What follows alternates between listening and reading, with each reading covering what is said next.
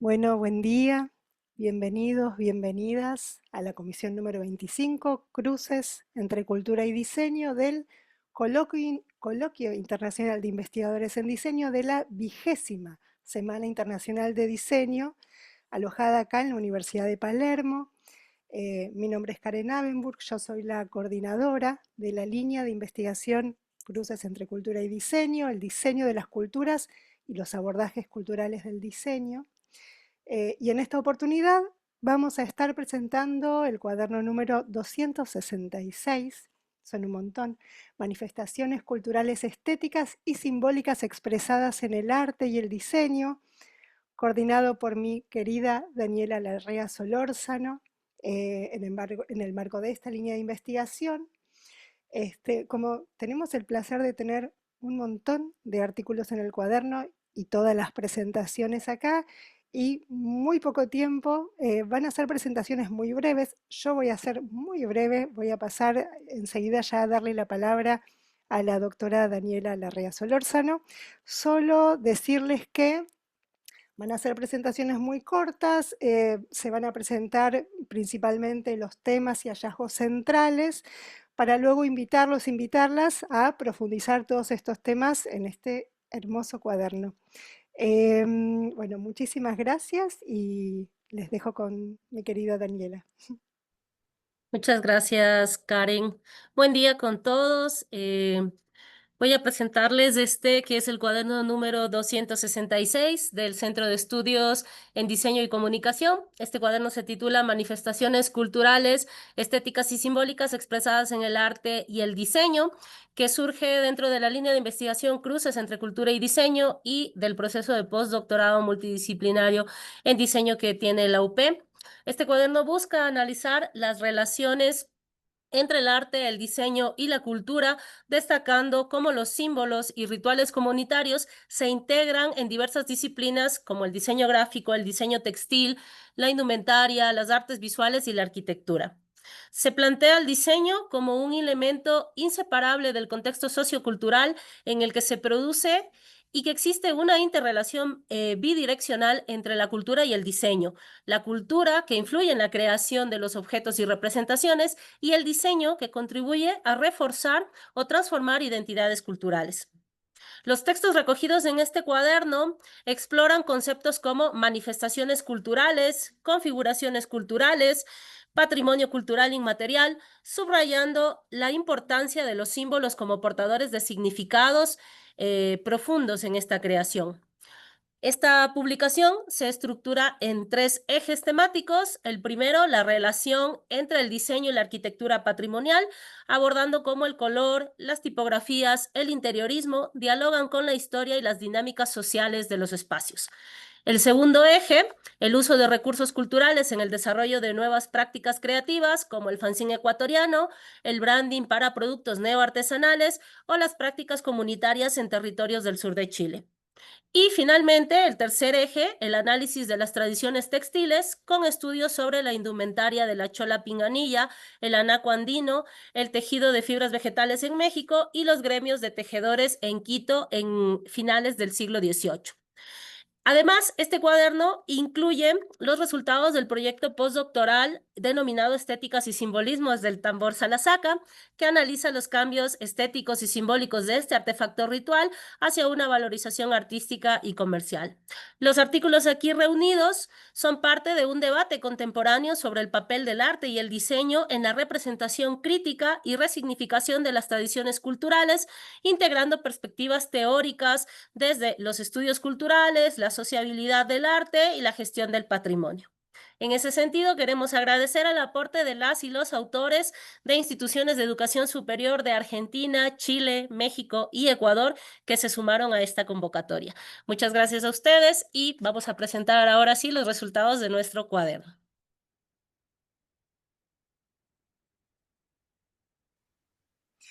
Muchas gracias, Dani. Daniela y yo estamos así, tenemos el reloj adentro, estamos corriendo.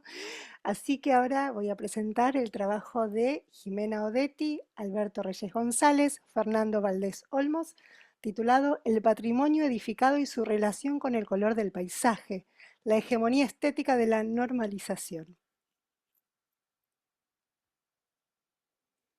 Muchas gracias, Karen. Gracias, Daniela. Bueno, creo que estoy compartiendo pantalla. Solo voy a intentar ponerlo en grande. Sí, ahí estoy, ¿no? Bueno, vamos a intentar ser rápidos también y invitar a la lectura posterior de esto. Este es un trabajo que hicimos con mi equipo de investigación del Cuerpo Académico de Diseño e Innovación, el patrimonio edificado y su relación con el color del paisaje. En este trabajo tuvimos la inquietud de empezar a investigar qué estaba pasando con las paletas cromáticas del centro histórico de Puerto Vallarta a partir de una serie de intervenciones artísticas y murales que empezaron a aparecer en el centro de la ciudad y que empezaron a cuestionar conceptos pues, que venían desde la hegemonía estética de la normalización del color para el centro histórico de la ciudad. Entonces, como marco de este trabajo, nosotros entendemos al color como un elemento muy importante para generar percepciones de identidad y para modificar la experiencia urbana de las ciudades. Y entonces encontramos aquí que el centro histórico tenía dos características, ¿no? Una era históricamente la de intentar proteger el patrimonio del centro fundacional de la ciudad, inclusive con cierta normatividad relacionada con una imitación de la arquitectura de los pueblos serranos que están hacia la montaña, cerquita de la parte del centro histórico de nuestra ciudad, que es más de playa, ¿no? Y la segunda, que este mismo centro estaba y está en una crisis de despoblamiento, o sea, la gente deja de vivir en el centro y el centro empieza a convertirse en un lugar como de disputa entre negocios y sectores turísticos, y en ese contexto aparecen los artistas muy espontáneamente a empezar a intervenir fincas denominadas históricas, ¿no? En nuestra ciudad. Entonces, este artículo examina la presencia de ciertas gamas cromáticas que estas expresiones empezaron a dar a la ciudad. Me voy a ir más rápido. Este es el polígono de estudio. Nuestra ciudad es una ciudad turística que da al mar, entonces aquí el mapita muestra la zona del centro histórico, que es la que nosotros analizamos. Nos dimos a la tarea de hacer un levantamiento fotográfico de los principales murales que empezaron a aparecer en el centro de la ciudad, y en mi caso yo hice el análisis cromático de todos estos colores que agregaban los murales al centro de la ciudad. Los analizamos con el Natural Color System para identificar las paletas predominantes. Estos son los colores que aparecen empezando a darle esta variedad cromática al centro con sus respectivos pues, ponderamientos. Y esto es un poquito la historia de cómo intentó la ciudad normatizar la imagen urbana del centro desde 1975. Aquí falta una más, porque el artículo se escribió en el proceso en el que se estaba dando en el 2018, la nueva reglamentación de la imagen urbana, y claramente los murales vienen a no respetar esa reglamentación. O sea, los murales vienen a cuestionar esta idea de que el centro tenía que ser blanco, con colores en marcos y ventanas, nada más, ¿no? Y entonces empieza a haber un debate en la sociedad sobre quién decide sobre la imagen urbana del centro. Entonces, este es un ejemplo de cómo esto empezó a pasar en los medios, ¿no? El debate con los muralistas, con distintos sectores de la ciudad. Y bueno, el artículo desarrolla todo este análisis, pero como conclusiones nosotros tenemos que hay como esta tensión entre la búsqueda de una estandarización y de una normatividad por ciertos sectores de la ciudad, y la búsqueda de la expresión por parte de artistas y colectivos, etcétera, ¿no? En ambos casos el color aparece como un elemento a analizar o necesariamente a analizar y a definitivamente pues poner en debate, ¿no? En esta mesa, ¿no? Y nosotros invitamos a una gestión consciente del color urbano, ¿no? En la cual tengan lugar todos, pero con ciertas, digamos, con ciertos criterios, ¿no? Para que esto no se vuelva una tierra de nadie.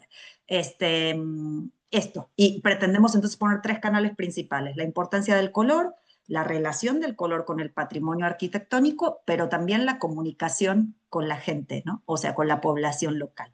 Y por este lado sería todo. Muchas gracias. Bueno, ya no me conocen, pero ahí dejé los datos de contacto por cualquier cosa. Gracias.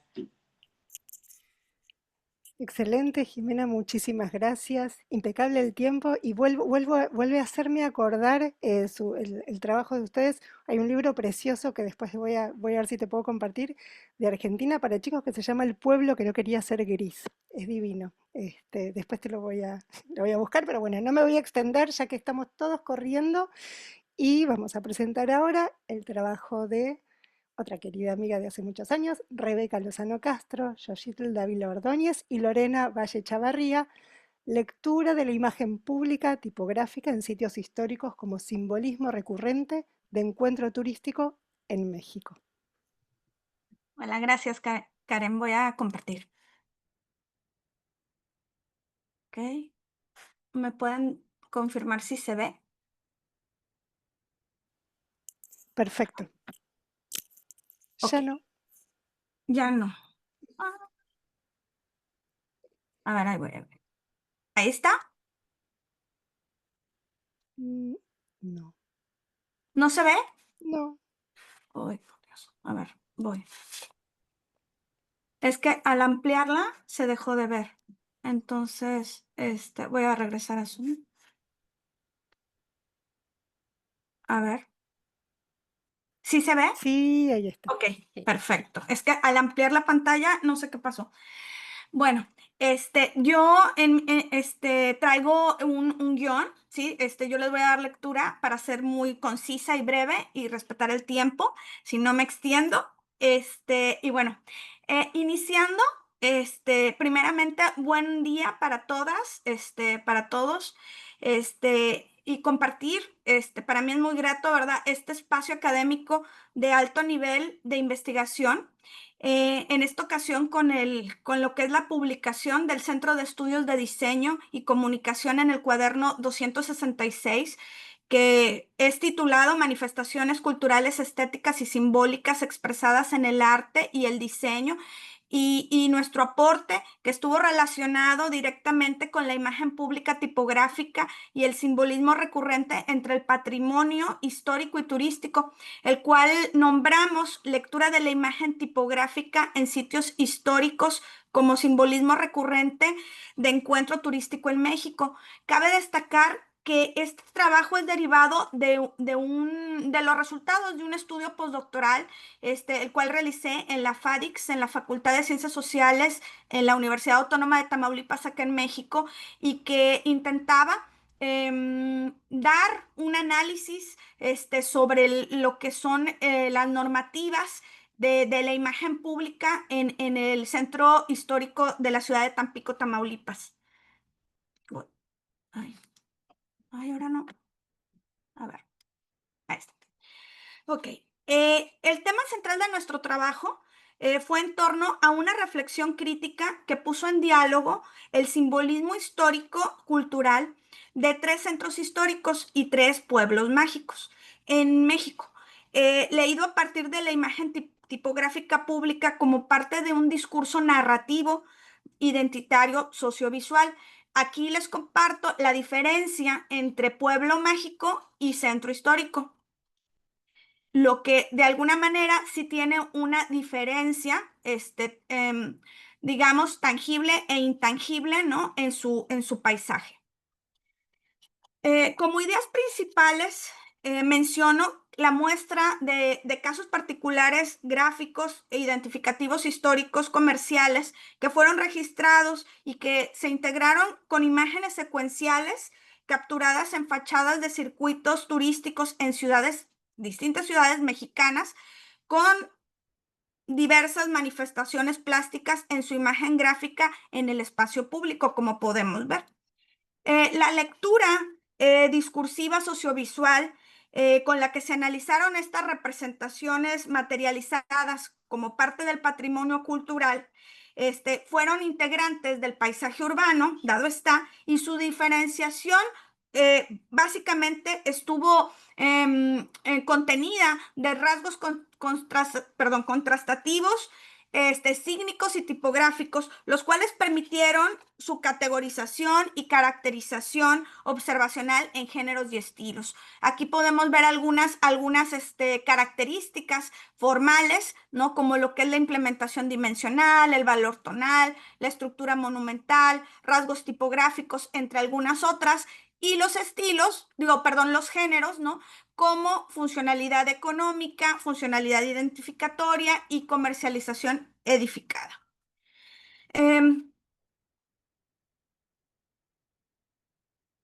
Además de esto, el reconocimiento morfológico tipográfico fue algo que identificativamente estuvo contenido por elementos estructurales para conocimiento y reconocimiento iconográfico, histórico y contemporáneo en este espacio público turístico mexicano.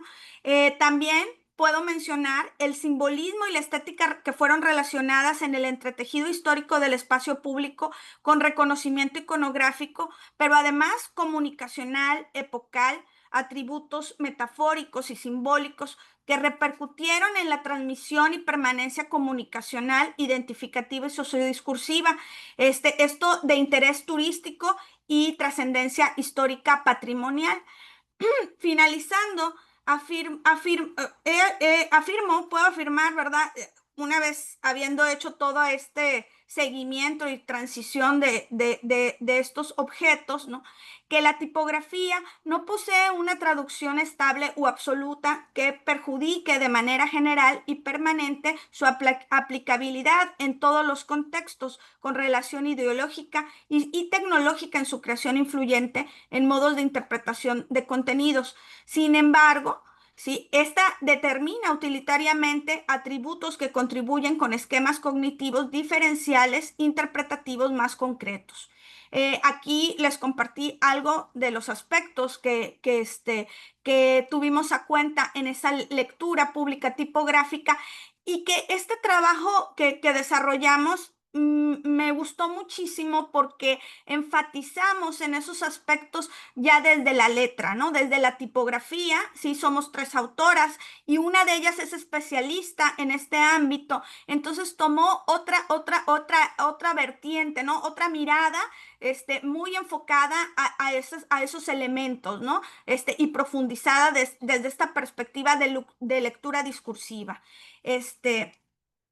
Pues nada más me queda agradecer, primero que nada, ¿verdad? Y muy especial a nuestras amigas Karen y Andrea, ¿no? Y bueno, es para mí muy grato, nuevamente lo repito, ¿verdad? Colaborar siempre en esta mesa. Muchas gracias. Muchísimas gracias, Rebe, un placer escucharlas y seguir acompañándonos a lo largo de los años. Espero que la próxima sea presencial, ¿no? Bueno, de eso, perdón, sin quitar tanto tiempo. En el 2027 vamos a ir Jimena y yo, como parte de un Perfecto. proyecto. Excelente, las esperamos entonces. Bueno, va a ser una alegría. Bueno, muchísimas gracias. Y ahora tenemos la presentación de Iván Burbano Riofrío, Diálogos entre el diseño y las artes populares. Hugo Galarza y el diseño de interiores del Hotel Colón Internacional entre 1966 y 1968. Bueno, buenas tardes allá, ¿no? En Argentina con todos. Vamos a ver si logro presentar el proyecto. Dice Open System. Espera que ya apareció por aquí un problema. No me deja compartir pantalla. Pero va tranquilo que acá estuvimos todos corriendo tanto que estamos bien de tiempo. Estaba todo bien hasta que pongo compartir pantalla y no me deja. A ver. Qué cosas.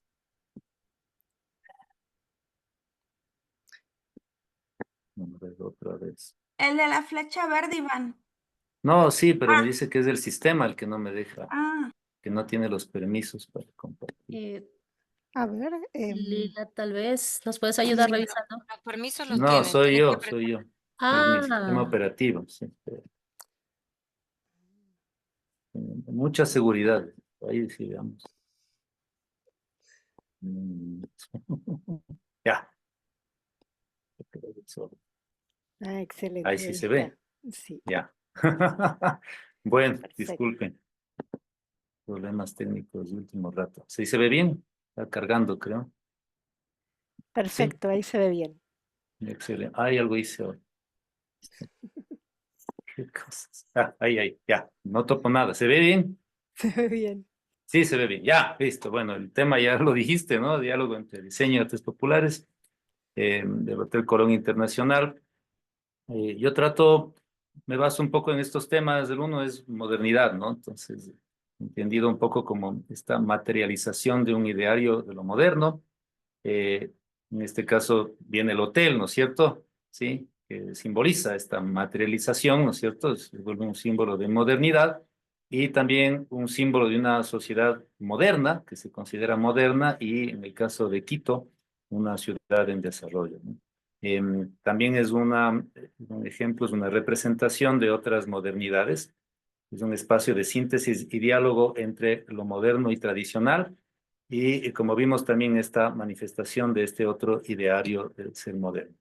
Ahí es donde viene el Hotel Colón Internacional. Yo me enfoco en su primera etapa, de 1966 a 1968. Después tuvo otra etapa, construyeron otra parte del hotel.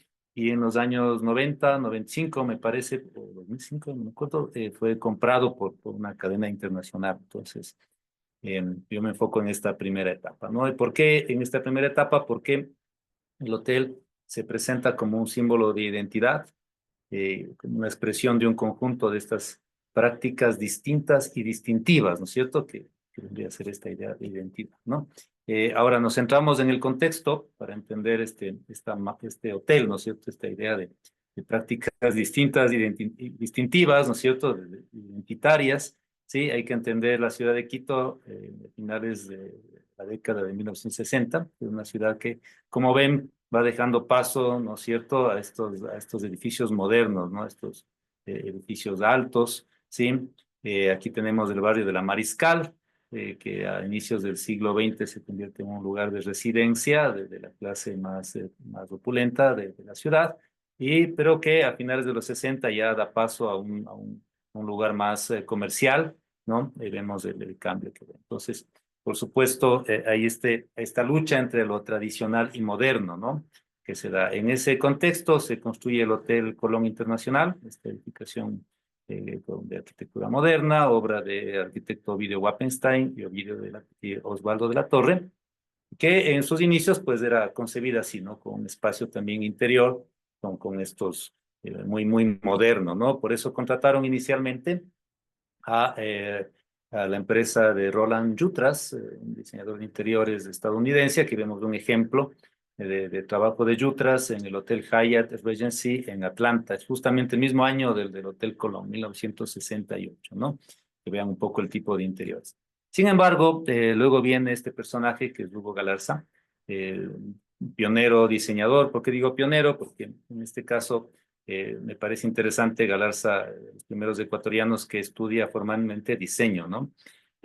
Trabaja mucho en esta síntesis entre las artesanías, sobre todo las comunidades indígenas, con un enfoque también de modernidad. Aquí tenemos un flyer, un plegable en donde se testimonia el trabajo de Galarza en el Hotel Colón Internacional.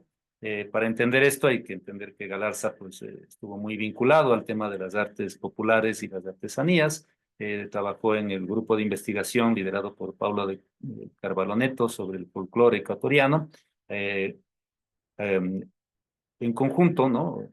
Con otros artistas y parte también de este círculo intelectual de esa época en Ecuador. Aquí tenemos el caso de Jorge Enrique Agum, Caín Andrade Moscoso, está Olga Fish, ¿no? También vemos a Hugo Galarza, Osvaldo Viteri, entre otras personas. Aquí en la foto de la izquierda le vemos en uno de los cursos de artesanía promocionados o difundidos por el CIRAP, que es el Centro Internacional de Artesanías de Artes Populares, Iberoamericano, perdón. Aquí le vemos un folleto, les decía que él estudió diseño formalmente, ¿no? Que es algo curioso para esa época.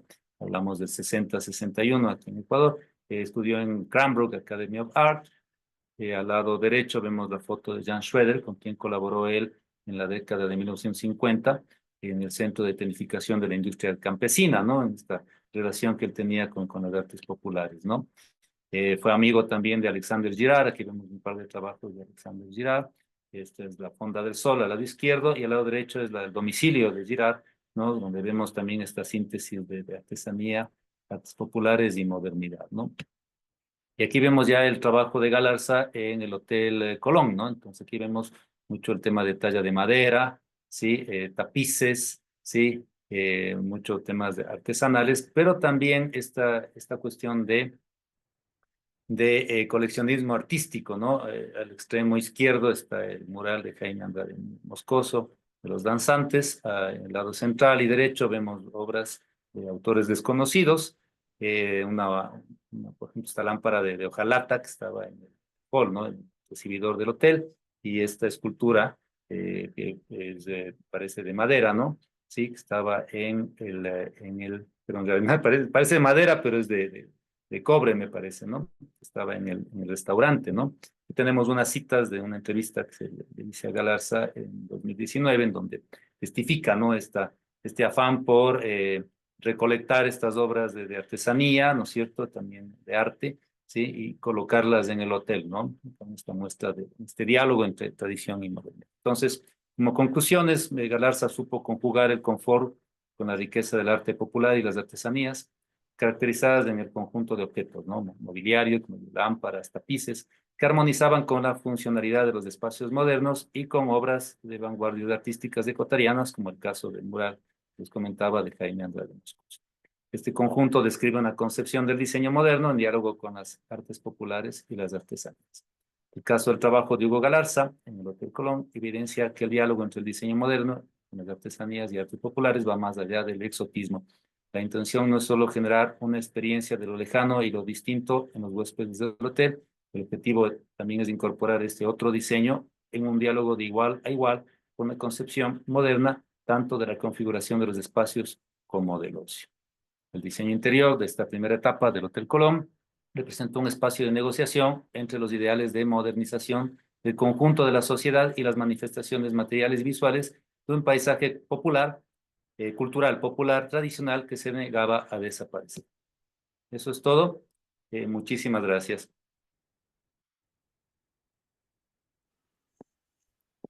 Excelente, Iván, muchísimas gracias. Muy interesante todo lo que vamos viendo. Espero que Bueno, haya da ganas cumplido con de... el tiempo. Sí, no, Sí, están todos corriendo aparte súper muy resumido. disciplinados. No tengo, cada vez que estoy diciendo, bueno, estamos llegando, ya, bueno, Sí, concluyendo. Impresionante. Nos vamos a quedar gracias. con tiempo y todo. Si alguien después quiere preguntar o ampliar algo, me parece que nos va a dar el tiempo. Y bueno, nuevamente les invitamos a leer y a profundizar en todos estos trabajos en el cuaderno, que obviamente tienen otra profundidad y extensión que permite dar cuenta de todo lo que acá sintetizamos muy brevemente. Y entonces ahora le toca el turno a Lina Tangarife como representante del trabajo que hicimos, en este caso me incluyo, dentro del grupo de investigación sobre música e inclusión del Centro de Investigaciones en Estéticas y Políticas Latinoamericanas de la Universidad Nacional de Avellaneda. El grupo, quienes escribimos en este caso somos, bueno, Alina Civea, Lina Tangarife, Elsa Martínez Quintana, Candela Barriach, Verónica Talelis, Valeria Spinetta, Mariel Di Giorgi y quien les habla. Y este artículo se titula Entre el dinamismo y la inestabilidad, cambios en el diseño de programas y percepciones sobre sus consecuencias en el caso de las orquestas infantiles y juveniles en el Gran Buenos Aires. Hola, ¿cómo están? Buenas tardes. ¿Se escucha bien? Perfecto. Bueno, para este caso no voy a poner ninguna presentación, así que me van a ver mientras leo el guión que hicimos junto con Karen, que es supremamente sintético, pero que me voy a tener a leerlo como para poderles transmitir lo que queremos. Entonces, en este artículo nos proponemos, por un lado, presentar algunas características generales de los proyectos y programas de orquestas infantiles y juveniles en Argentina, y por el otro, dar cuenta de los cambios percibidos y las condiciones laborales relatadas por sus trabajadores en un relevamiento que realizamos en el año 2019 y que nos encontramos actualizando. El escenario de este relevamiento son las políticas neoliberales en el contexto de la gestión nacional y de la provincia de Buenos Aires entre el 2015 y el 2019. A lo largo de esos años encontramos numerosos reclamos de trabajadores culturales de diferentes programas de gestión pública sobre la desfinanciación, la fragilidad e incluso el cierre de orquestas, algo que se repite en la actualidad y que por eso nos interesa desarrollar acá. Las orquestas infantiles y juveniles son iniciativas que se pueden encontrar en diferentes regiones a lo largo del mundo. Las características histórico-sociales de cada lugar imprimen particulares, pero parece haber cierto consenso en que a la par de abordar la enseñanza musical colectiva, se atiende a problemáticas vinculadas con la inclusión, la integración y la transformación social. En Argentina existe un panorama para la gestión de las orquestas sumamente complejo, heterogéneo y cambiante. Está integrado por programas públicos, privados y del tercer sector. También hay diferentes formas de articulación entre programas y proyectos de diferentes áreas, tales como cultura, educación y desarrollo social, así como de diferente nivel, nacional, provincial y municipal. Entonces, a continuación, sintetizamos los temas centrales que identificamos a partir de las respuestas de los trabajadores. Durante el periodo analizado se destaca el fuerte impacto en relación con las vivencias de desfinanciamiento de orquestas y programas, inestabilidad de las orquestas y de sus cargos, merma de recursos de todo tipo, empeoramiento de las condiciones de vida de los integrantes y sus familias. Y finalmente se destacan las acciones de las comunidades para llevar adelante las orquestas y acompañar las necesidades de las familias. En líneas generales, podemos afirmar que buena parte de las respuestas ilustran cómo los cambios en los diseños de políticas públicas impactan sobre las orquestas y sus poblaciones. Por un lado, en cuanto al rediseño institucional, identificamos lo que podemos llamar la reestructuración organizacional. Esto se puede entender en aquellos momentos en que la intención es desarmar un programa como resultado de una decisión política que se puede traducir en su cierre o más atenuadamente en el rediseño de toda un área de políticas. Pero otras veces el rediseño produce una inestabilidad no intencionada a través de consecuencias imprevistas. Otro punto importante refiere a cambios implementados en cuanto a la estructura del equipo de trabajadores.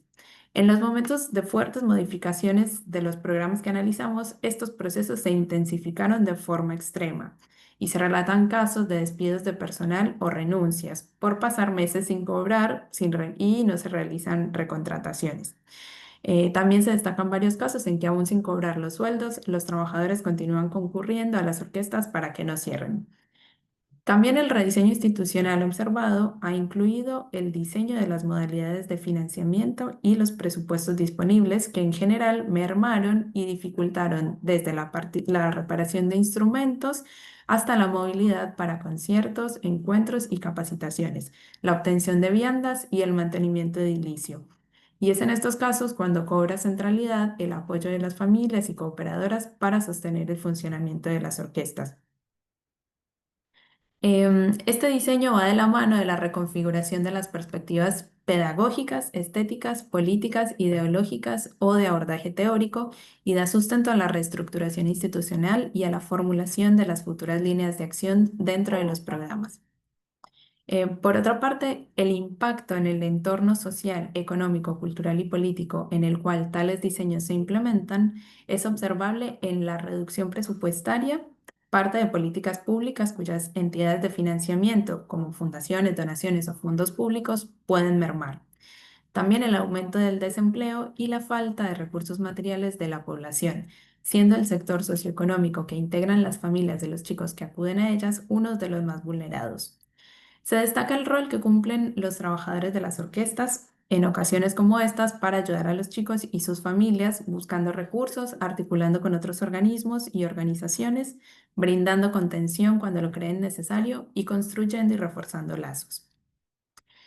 Cerrando ya el trabajo, queremos reiterar que aunque estamos pensando en las orquestas como ejemplos de políticas culturales, es indispensable que su situación, es indiscutible que su situación se ve afectada también por cambios en el diseño de otras políticas públicas y por contextos económicos, sociales y políticos más amplios. La particularidad del presente recorte en clave cultural nos conduce a poner el foco en que los cambios de diseño y su consecuente implementación impactan de forma directa en el acceso a cierta producción artística y a determinados bienes simbólicos por parte de los chicos, entre los que rescatamos el hecho de vivir experiencias de aprendizaje y de hacer música juntos, participar de viajes y encuentros, conocer nuevas expresiones musicales, acceder a espacios y relaciones previamente inaccesibles o desconocidas, entre otras. También se generan cambios en los sentidos que se buscan imponer desde el Estado, es decir, en el desarrollo simbólico de la sociedad. Como investigadoras sociales, creemos que tenemos algo que aportar en este sentido. Las críticas actuales de los estudios sobre diseño de políticas observan que en la práctica, con poca frecuencia, se llevan adelante los suficientes análisis críticos de las necesidades, instrumentos y procesos políticos necesarios para su implementación. Y siguiendo con esta línea, creemos que las investigaciones pueden contribuir a un proceso de reflexión y diálogo entre los actores involucrados que podrían derivar en la elaboración de diseños atentos a los posibles efectos de sus puestas en acto y los tomen en consideración a la hora de decidir la suerte de un programa, de una orquesta, de los trabajadores, de los jóvenes y de sus familias. En el contexto actual de nuestro país, en que se ponen en duda derechos sociales, educativos, laborales y culturales, entre otros, queremos destacar la importancia de iniciativas como las orquestas infantiles y juveniles que apuntan a restituir el derecho a la formación y la producción artística y simbólica en general, a fortalecer lazos y a construir modos de relación más solidarios y menos excluyentes. Eso ha sido todo, por supuesto. Invitadísimos a profundizar en el escrito que está en el cuaderno. Muchas gracias. Genial, Lina, muchísimas gracias. Bueno, esto es parte de un trabajo de un grupo que venimos hace años mirando estos temas, así que bueno, les invitamos a leer este artículo como los otros. Todos los trabajos evidencian en quienes nos conocemos a lo largo de los años, participando como de cuadernos, de los coloquios, vamos viendo como los distintos procesos como de avance en una temática o de apertura de ramas dentro de un área. Está bueno, un trabajo casi arqueológico de ir siguiendo un mismo autor, autores, a lo largo de distintos cuadernos. Es como muy lindo ver cómo se van como ramificando los temas. Dicho esto, dejo ahora la palabra a Daniela Larrea Solórzano y Patricio Mantilla Manjarres con el trabajo El fanzine ecuatoriano, pieza gráfica que transita entre el arte contemporáneo y el diseño editorial. Muchas gracias, Karen. Me confirman si pueden observar plenamente mi pantalla. Un segundito. Sí, ahí se ve bien. Creo que ahí estamos. Bueno, gracias, Karen. Este tema lo preparamos junto a Patricio Mantilla. Él no puede sumarse el día de hoy a la sala. Tenía también otro tema que presentar luego, pero hace poco me acaba de comunicar que no puede incorporarse hoy. En todo caso, voy a presentarles el resultado de este artículo que está publicado ya en el cuaderno, que se titula El fanzine ecuatoriano, pieza gráfica que transita entre el arte contemporáneo y el diseño editorial.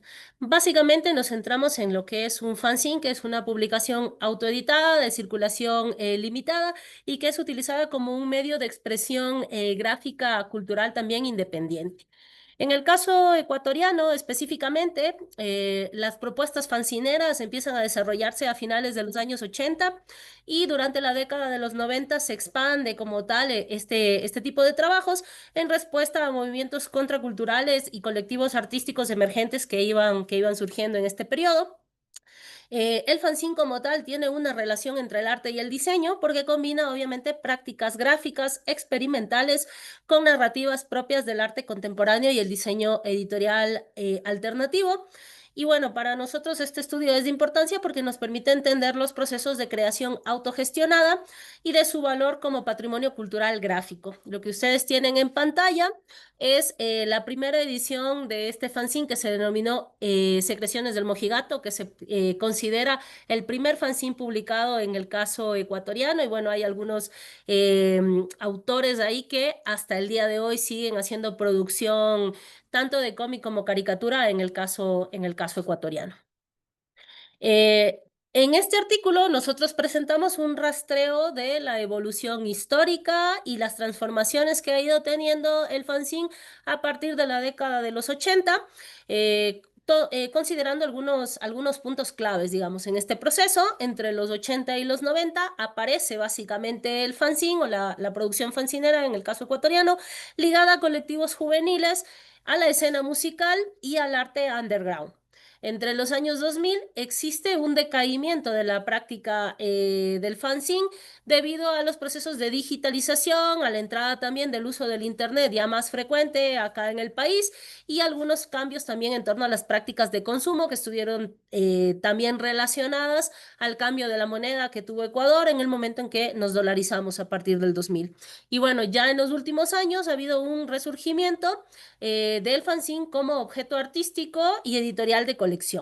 Entre los cambios gráficos que hemos detectado está obviamente el tránsito de las técnicas artesanales como fotocopias y collage a procesos híbridos que combinan más la producción análoga y digital. Y entre los factores contextuales se puede ubicar el auge del Internet, el uso de las redes sociales y la saturación digital que motivan el retorno a este uso del soporte artesanal. Fanzinoteca, por ejemplo, fue un proyecto que se desarrolló a partir del año 2009 que busca hacer una recolección o un archivo de la producción tanto del fanzine como del cómic ecuatoriano. A partir de la recolección de estos trabajos, lo que nosotros podemos determinar son los cambios en el lenguaje gráfico, como por ejemplo la estética experimental con fuerte carga simbólica y la crítica social, el uso de tipografías manuales, el collage, la ilustración y la fotografía intervenida. En torno a los formatos, el cambio de tamaños, producciones de bajo costo, materiales reciclados y accesibles, y también distribución independiente en ferias, eventos culturales, intercambios entre artistas. La función social de los fanzines básicamente se la considera como un medio de resistencia cultural y comunicación alternativa, y es un espacio también para las narrativas marginales y disidentes. El fanzine se vincula o encaja, digamos, dentro de nuestra línea de investigación entre el cruce del arte y el diseño, porque es una hibridación disciplinar en la que se mueve precisamente entre el diseño editorial por las estructuras de maquetación y el arte contemporáneo por la expresividad y el tipo de conceptos que se manejan en estas piezas. Es un objeto cultural y artístico que ha dejado de ser ya una pieza efímera para convertirse en un elemento coleccionable e incluso patrimonial. Entre los nuevos usos del fanzine podemos plantear las exposiciones en museos, la circulación en mercados especializados y ciertos repositorios digitales. Y como valor académico, también el fanzine nos permite analizar los procesos de autoedición, de autogestión, de redes creativas y comunitarias. Finalmente, en torno a las conclusiones, podemos abordar el aporte cultural que representa también el análisis del fanzine como documento de memoria colectiva y resistencia visual en el caso ecuatoriano. Desde una perspectiva crítica, el fanzine cuestiona las jerarquías del arte y del diseño institucionalizados y a manera de prospectiva nos plantea un potencial para la investigación sobre la gráfica popular, el diseño comunitario y la circulación independiente. El fanzine es más que un soporte, para nosotros es un espacio de libertad creativa y un puente entre lo local y lo global en las prácticas gráficas contemporáneas. Les invitamos también pues a leer el desarrollo completo de nuestro artículo que está ya publicado en el cuaderno 266. Muchas gracias.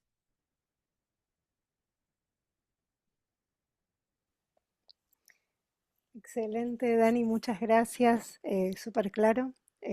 Yo me estoy entusiasmando, estoy viendo algunas preguntas o comentarios que pueden atravesar los distintos textos. Nunca estuvimos llegando a tiempo para esto, estos años, así que vamos a ver si hoy, con este autodisciplinamiento que estamos teniendo todos, quizás llegamos.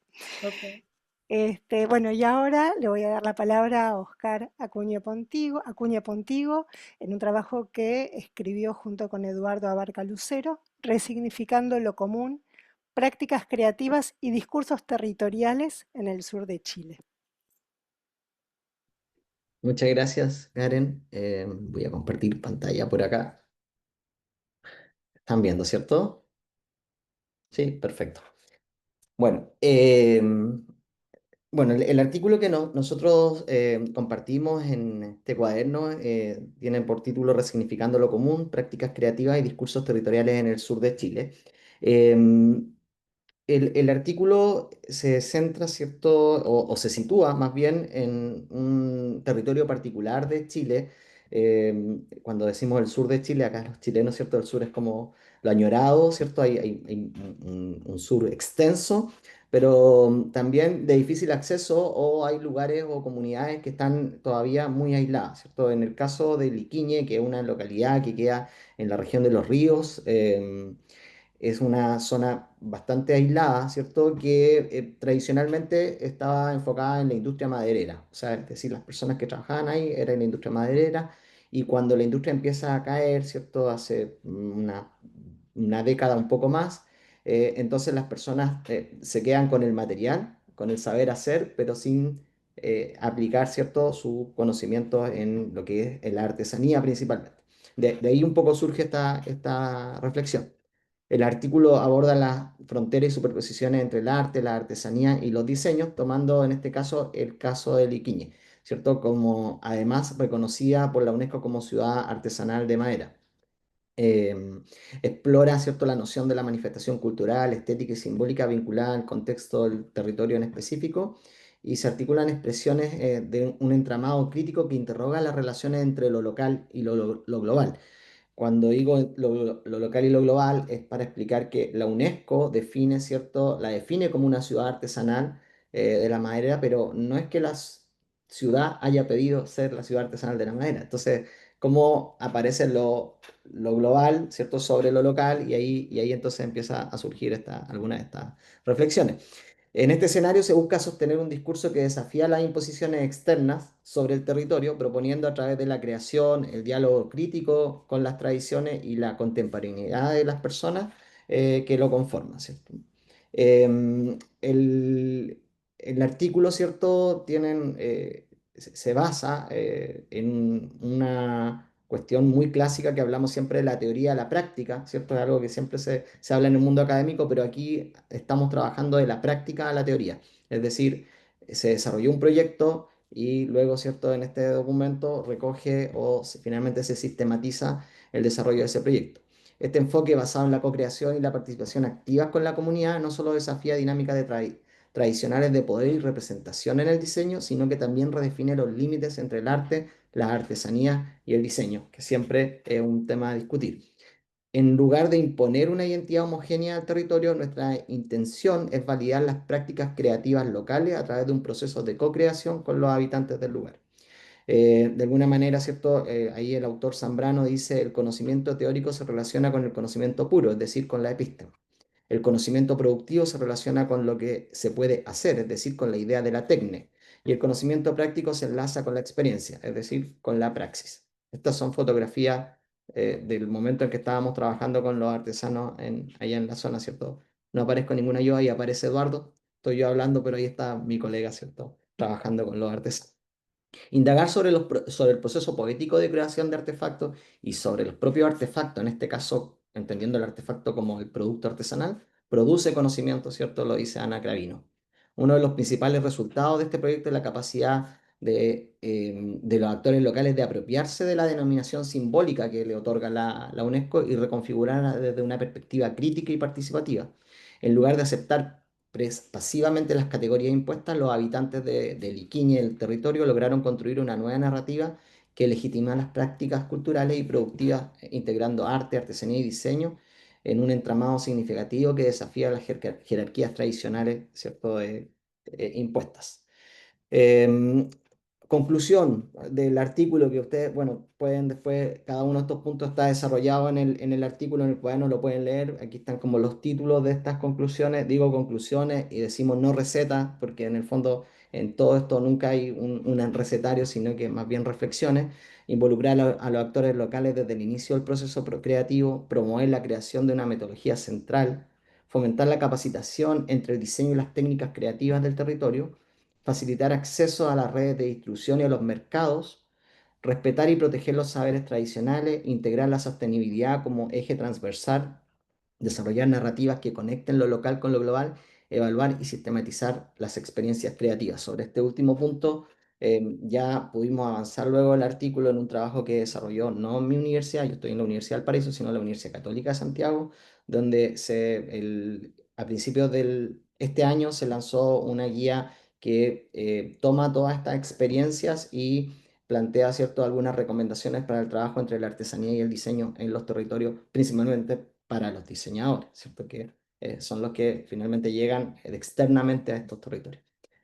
Eso es nuestro artículo, las invito a que lo sigan leyendo, creo que estuve en el tiempo. Muchas gracias a las colegas Daniela, Karen, por invitarme a participar en esto y quiero decir solamente que Karen fue mi profesora del doctorado, así que todo partió de algunos artículos que nos dio por ahí esta idea de reflexionar respecto a lo que hacemos. Muchas gracias. Ay, muchas gracias. Bueno, qué alegría haber aportado ahí. Es muy interesante y, en general, digamos, está muy, digamos, lo que tiene a- aparte de lo negativo de tener que estar corriendo como locos para decir un montón de cosas en un tiempo tan corto, en general hay como unas muy buenas síntesis en el que uno a veces, como para poder sostener bien, ¿no? Como la atención de lo relevante de un tema, estamos como logrando tener como los temas principales.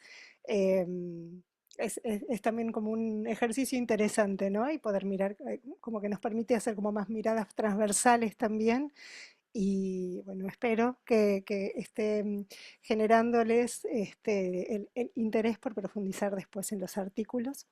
Bueno, muchas gracias, Oscar. Y ahora pasamos al trabajo de Sandra Solís Sánchez, análisis de la indumentaria de la chola pinganilla. Hola Sandra, muchas gracias. Buenos días, Karen. Gracias por esta invitación académica. Pues para mí muy grato estar en este espacio académico que nos contribuye enormemente para visibilizar las investigaciones que están en curso. Y pues damos inicio a la presentación. Voy a compartir. Un segundito. Eh, Voy a ponerle para compartir. ¿Me confirman, por favor? ¿Estamos revisando la presentación? Se ve perfecto. Ya, muy gentil, gracias. Entonces, damos inicio. El tema que nos convoca es el análisis de la indumentaria de la chola pinganilla, su autora Sandra Solís, y pues esta figura emblemática fue vista dentro del imaginario histórico cultural quiteño. A través de este estudio propongo una mirada desde el diseño y la teoría vestimentaria que nos permite comprender cómo el vestido puede actuar como artefacto comunicativo y simbólico. Ahora bien, este estudio persigue tres objetivos principales: analizar la función simbólica y social del faldón con aro como marcador identitario, establecer vínculos entre el cuerpo, el vestido y el contexto desde una perspectiva proyectual e interpretar visualmente a la chola pinganilla como un cuerpo vestido que articula resistencia, estética y pertinencia. Para responder estas interrogantes, vamos a definirlas. En este caso es cómo se configura el vestido de la chola pinganilla como artefacto comunicativo y simbólico. Así también qué funciones proyectuales se evidencian en su estructura y su representación. Para responder estas interrogantes, hemos utilizado una metodología con carácter cualitativo que pone énfasis en tres enfoques. El primero es generar una lectura narrativa que permite comprender el vestido como experiencia vivida y como cuerpo proyectado en un contexto. El siguiente elemento es el marco hermenéutico que nos habilita para interpretar el significado simbólico del atuendo más allá de su materialidad. Y finalmente, a través de un análisis visual que parte del análisis de 16 imágenes costumbristas extraídas del archivo visual del traje. En este caso hemos puesto ojo desde la perspectiva de Claudia Fernández y Andrea Saltman, cuyos aportes nos permiten interpretar el cuerpo vestido como elemento de identidad y resistencia. Desde Fernández abordamos el vestido como artefacto, es decir, un objeto con funciones no solo prácticas, sino también relacionales. El vestido comunica, transforma y proyecta al sujeto. Por otra parte, Salman nos habla del vestido como piel, una metáfora que describe su rol como conector entre el cuerpo y el mundo, entre lo privado y lo público. Así, vestir se convierte en una manera de habitar y de negociar la identidad con el entorno. Ahora revisemos un poquito del contexto histórico y social de Quito. El análisis se sitúa en el siglo XIX y siglo XX, en un Quito marcado por desigualdades y procesos de exclusión. Por su parte, el papel social de la chola mestiza es un personaje urbano, cotidiano, que desarrolla un rol fundamental en el comercio y la cultura popular. Aunque marginada por la élite criolla, la chola logra insertarse en la vida social mediante su oficio y su indumentaria, que le permite simular pertinencia y elegancia. El vestido se convierte entonces en una estrategia de inserción social. Dentro de las características del traje, vamos a revisar al faldón como un elemento distintivo del atuendo de la chola pinganilla, que es inspirado en el miriñaqui, como una reinterpretación. Este recurso técnico se adapta al contexto local mediante materiales y tejidos disponibles en la localía. El plisado estructural da una silueta cilíndrica, pero poco usada o usual en otras mestizas. Se acompaña a este faldón el rebozo, el chal y el peinado trenzado, que configuran un sistema de vestimenta cargado de significaciones sociales, de clase y de género, como una estética de simulación. Ahora pensemos a analizar las funciones del vestido. En primera instancia, la identitaria, que expresa pertinencia y distinción. También la simulativa, que permite representar lo aspiracional y lo que se desea proyectar. Y lo apropiativo, que adapta elementos estéticos extranjeros a las realidades locales. El vestido también actúa como máscara, como herramienta para negociar el cuerpo en espacios sociales y como resistencia silenciosa ante la exclusión.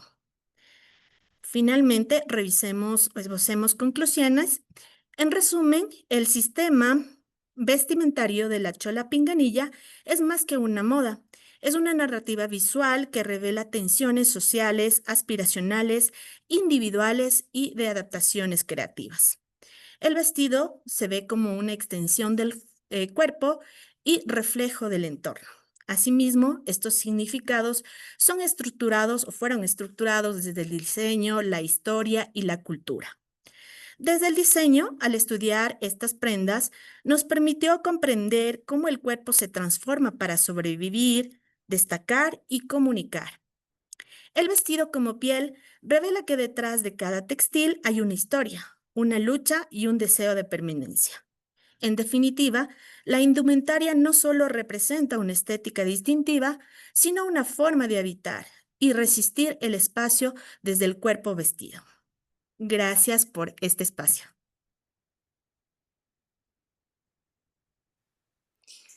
Muchísimas gracias, Sandra. Súper interesante. Está muy interesante como a lo largo de distintos trabajos, cómo se puede ver cómo la vestimenta, entre otras dimensiones, entre otros muchos, digamos, elementos culturales, tienen como un impacto en las identidades, en la vida social, en la inclusión, en la exclusión, ¿no? En distintos fenómenos de la vida social que muestra cómo lo cultural no es, digamos, un mero adorno, ¿no? de otros procesos más importantes, sino que es como constitutivo de la vida social, como en las muy diversas manifestaciones que estamos viendo, ¿no? De murales, digamos, en todo sentido. Bueno, eso, no me extiendo, les dejo y después miramos un poco a través de los distintos trabajos. Así que ahora tenemos el trabajo realizado por el artículo de Mercedes Martínez González, Mayra Uribe Eguiluz, Misraim Cárdenas Hernández, José Luis Jasso Ríos Montañez y Joel González López. El trabajo titulado Las artes y el diseño mediante la etnografía en el tejido de fibras duras vegetales en México. Muchas gracias, Karen, a todos. Buen día. Y pues bueno, somos un equipo de trabajo. Gracias por la presentación. Y ahora me acompaña también para esta presentación el maestro José Luis Jasso. Gracias, José. Si quieres comenzar. Hola, buenos días. Bueno, allá tardes. Bueno, nosotros somos de la UNAM, pero pues relativamente, bueno, pues como hace 10, 12 años abrieron varias sedes. Entonces, yo soy de la sede de Morelia y la maestra Mayra es de Tasco. Nos hemos visto nada más una vez así en físico y virtualmente varias. Entonces, todo este proyecto que les vamos a presentar surgió pues de estudiar las diferentes regiones como con una misma metodología y entonces este proyecto pues lo dirige la doctora Mercedes Martínez. Y pues la maestra Mayra y yo estamos en representación de toda una banda que se vio ahí, ¿no? Este, como un eje, un común denominador son las fibras y las comunidades que se dedican a hacer objetos con esas fibras. En el caso de Tasco y pues el tipo de clima en la región, pues se da más la palma. Y en el caso de Michoacán, aquí tenemos una región lacustre, a donde está el lago de Pátzcuaro, luego está el lago de Cuitzeo, que pues es un megalago que se ve desde el espacio, está el lago de Chapala y luego la laguna de Cuitzeo. Y la comunidad que estudiamos acá es la de San Agustín del Pulque. El año pasado, 2023 y 2024, tuvieron una gran sequía. San Agustín del Pulque es una península en ese gran lago. Entonces tuvieron problemas para conseguir el tule, que es la fibra que se trabaja por acá. Entonces le cedo la palabra a la maestra Mayra para que vean cómo fuimos trabajando en paralelo.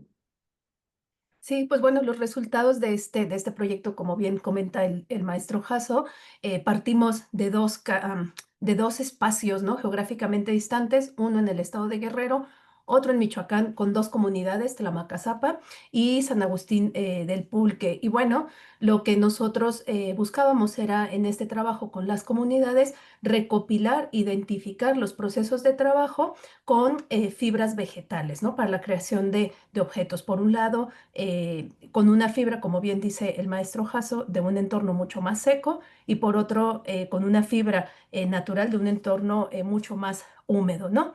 Entonces, pues bueno, lo que nosotros presentamos en este documento que está disponible en el cuaderno 266 es justo el recuento de cómo nos fuimos aproximando a la comunidad y cómo a partir de esta aproximación realizada tanto con académicos y estudiantes de la Facultad de Artes y Diseño en el plantel Tasco y de la ENES Morelia, ambas de la UNAM, fuimos identificando algunos elementos, ¿no?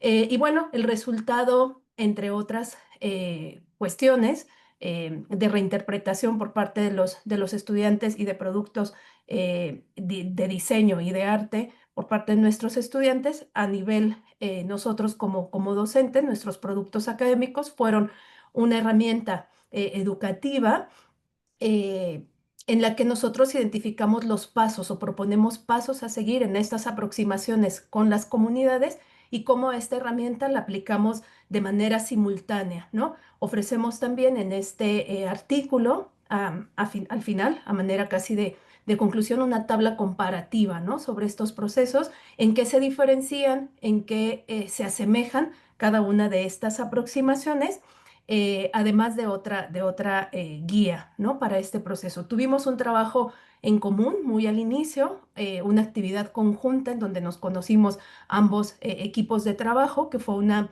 visita a un museo a partir de una exposición que se llamó Una modernidad hecha a mano, una exposición presentada en el MUAC y en donde justo se recopilaba cómo estos procesos artesanales durante la época moderna de México estuvieron trabajando en colaboración con propuestas de diseño y arte y teniendo por resultado una diversidad de productos y de objetos, ¿no? De todas las regiones del país. Esta exposición nos ayudó justo a reflexionar y a pensar cómo nosotros nos aproximaríamos a las comunidades con las que trabajaríamos, ¿no? Entonces, pues una de estas comunidades, San Agustín del Pulque, en Cuitzeo, en Michoacán, ¿no? El primer acercamiento a la comunidad y al grupo de tejedoras, con el cual pues se dialogó para establecer una estrategia de trabajo de campo que implicaba pues visitas frecuentes y de corta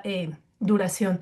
Se realizó también una propuesta de delimitación del proyecto, de investigación bibliográfica, de recorrido por el territorio de la comunidad y a partir de ello, luego de realizar parte de todo este trabajo, se hicieron propuestas, ¿no? De arte y diseño por parte de los estudiantes en conjunto con las tejedoras.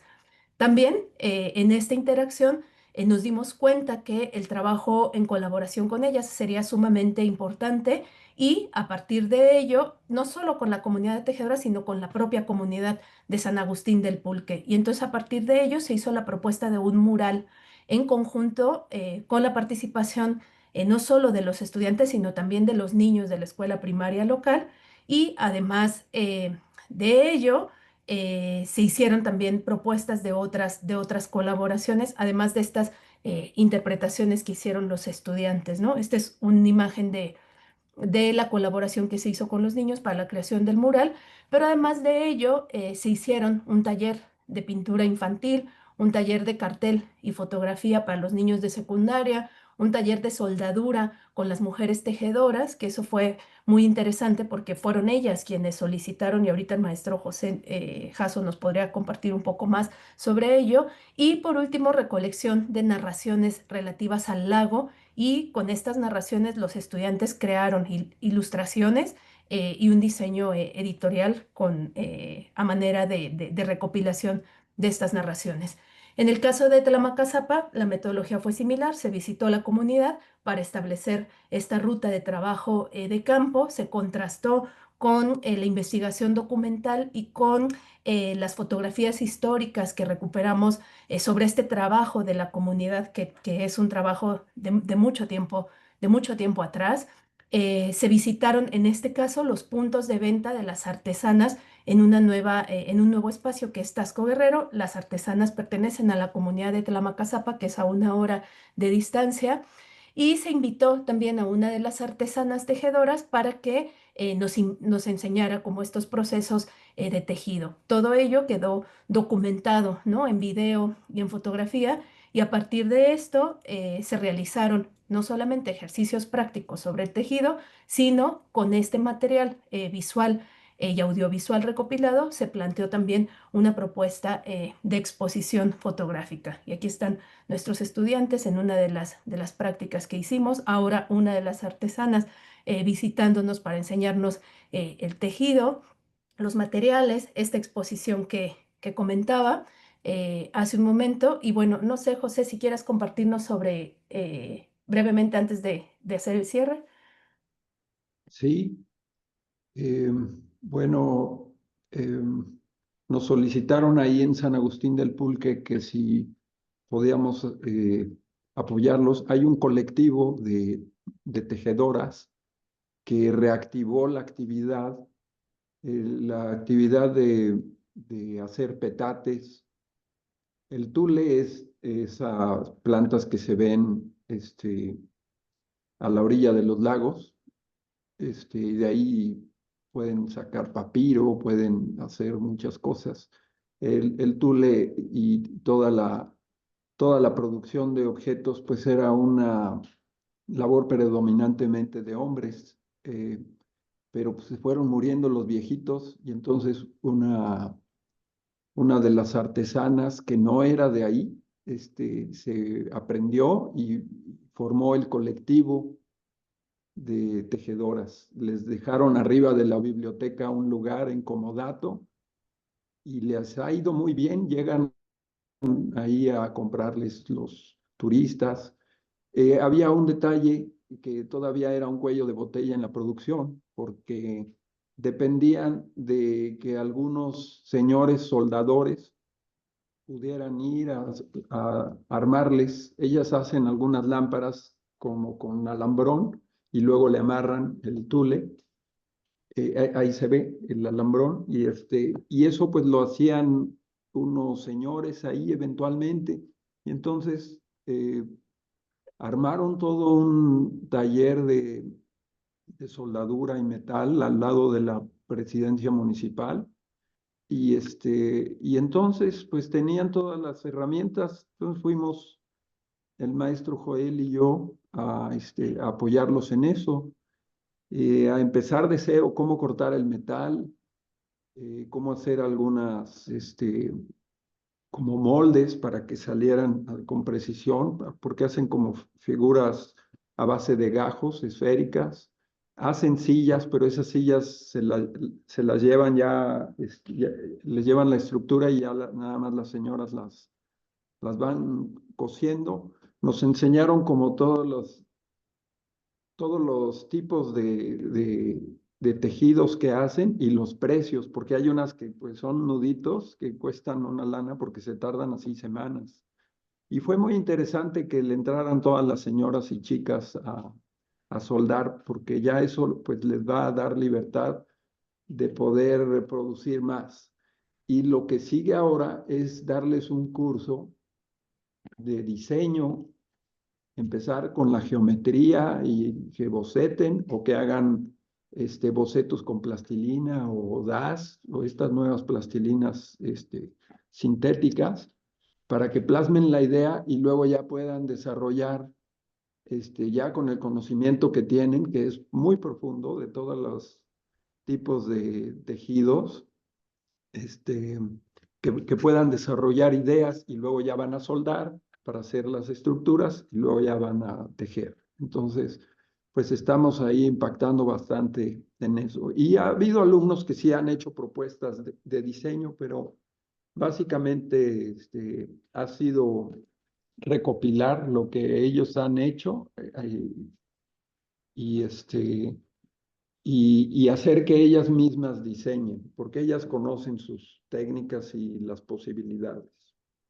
Así es, pues quedan todavía algunos procesos, todavía hay proyectos a futuro pendientes. Para nosotros fue una actividad que nos enriqueció muchísimo, no solo por el contacto con la comunidad y saber las particularidades de sus procesos, desde el acopio del material, su proceso en el tratamiento para la elaboración de los objetos, hasta el punto de la comercialización, ¿no? El uso que ellas tienen también de esos objetos en su vida cotidiana, que es completamente distinto del uso comercial de muchos de los productos que tienen con este fin, ¿no? En espacios de mucho más movimiento, de mucho más turismo. Por otro lado, la participación de nuestros estudiantes en estos proyectos de aprendizaje situado, ¿no? Y específicamente con este entorno muy particular. En este caso, pues el reto interesante, pues justo fue poner en marcha un proyecto en dos entidades de la UNAM completamente distintas, que estamos en entornos vinculados también con comunidades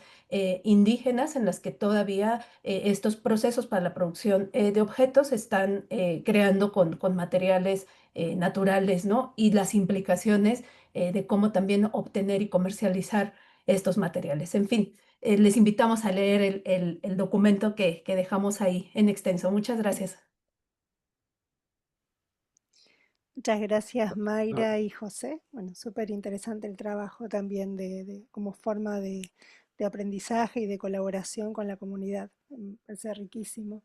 Bueno, le vamos a dar la palabra ahora a Ailén Medina Robalino con su trabajo sobre el anaco andino, una mirada al artefacto vestimentario en la dinámica cultural. Muchas gracias, Karen.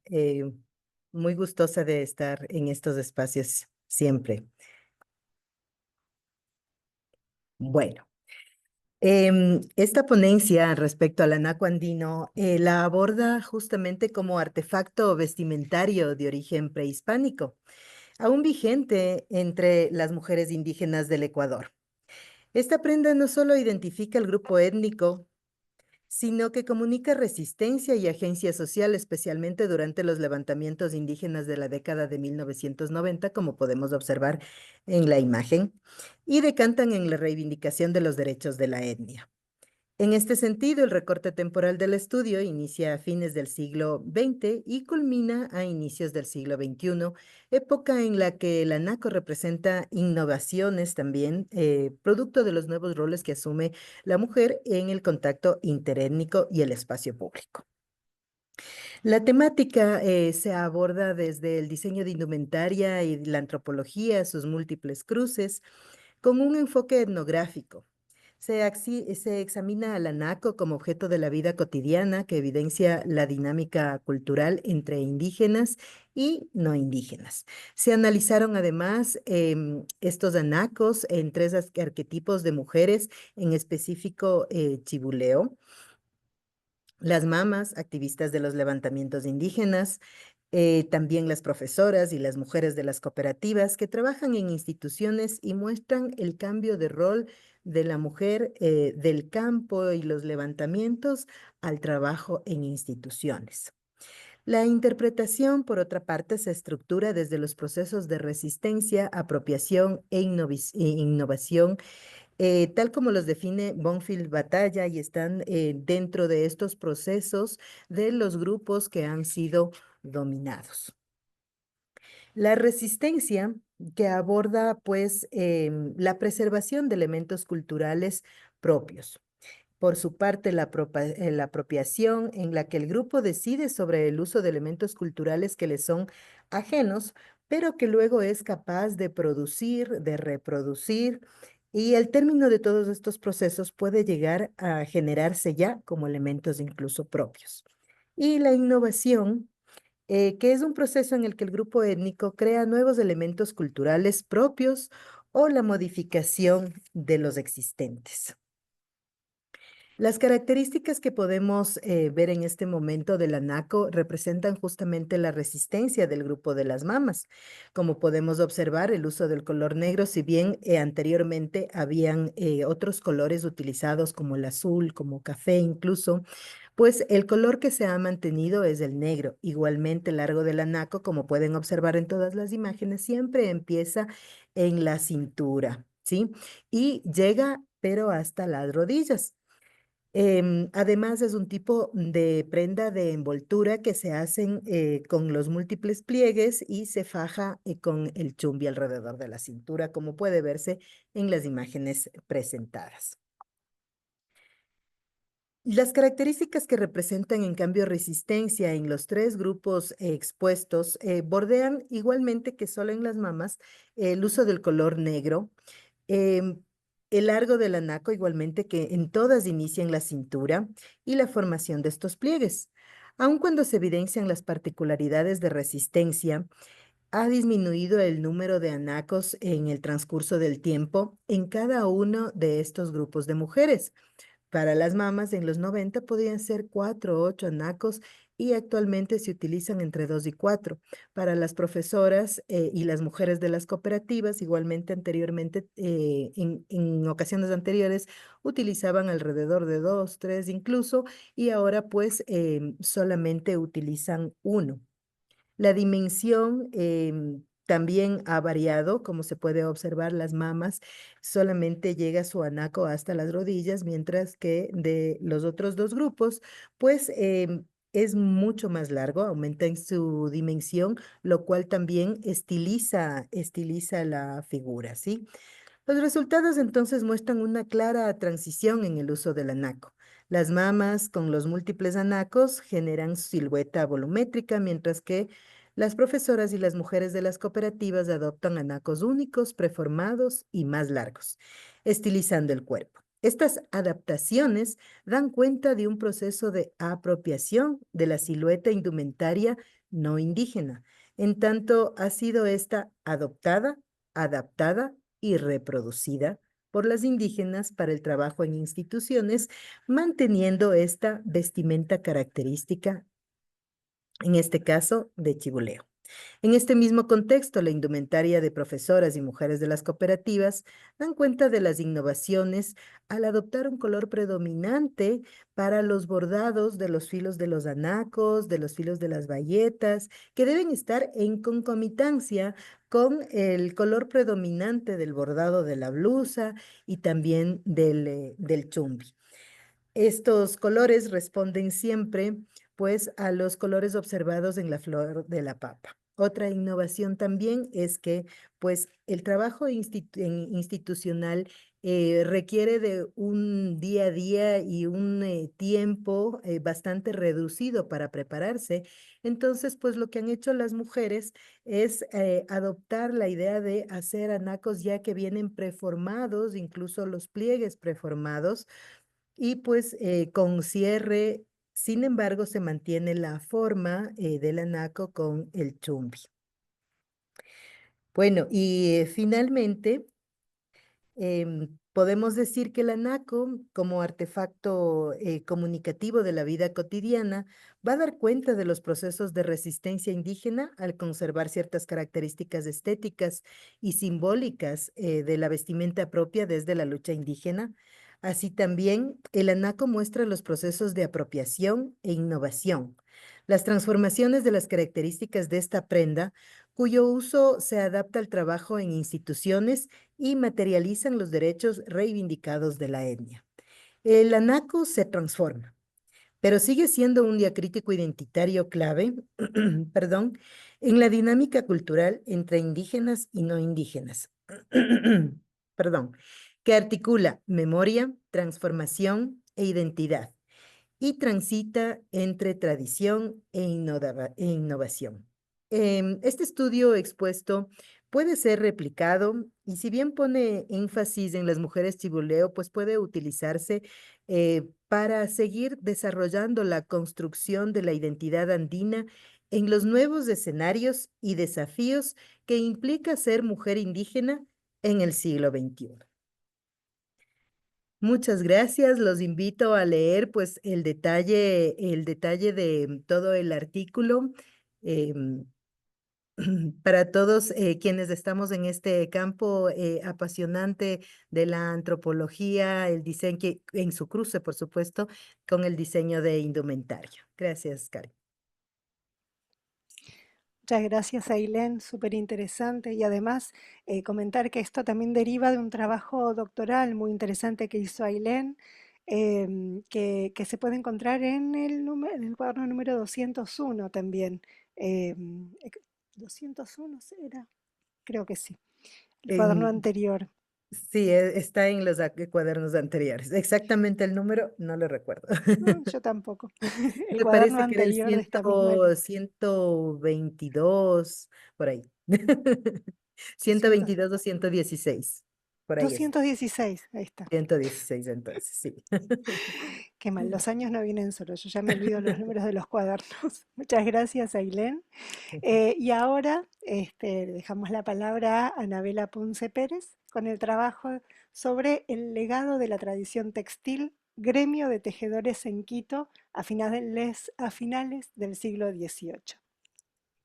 Buenos días con todos. Gracias por el espacio para poder presentar un resumen de lo que ha sido este trabajo. Y bien, como Karen lo mencionaba, entonces voy a hablar sobre el artículo que es el legado de la tradición textil, que hace el estudio descriptivo de del gremio de tejedores indígenas en Quito a finales del siglo XVIII.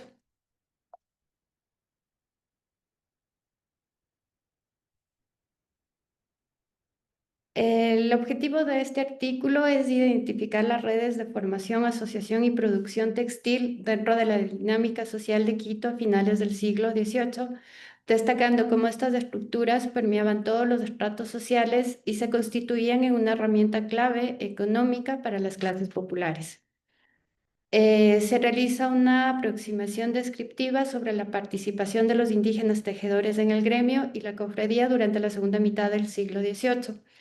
Esta descripción se realiza a partir del análisis, del estudio y la revisión de fuentes históricas como las actas de Cabildo, las actas que se encuentran en la Iglesia del Sagrario de Quito, donde estaba conformado el gremio, la cofradía de Nuestra Señora de la Presentación. Como antecedentes, cabe mencionar que el motor económico de Quito desde el siglo XVI hasta inicios del siglo XVIII fue precisamente la producción de textiles.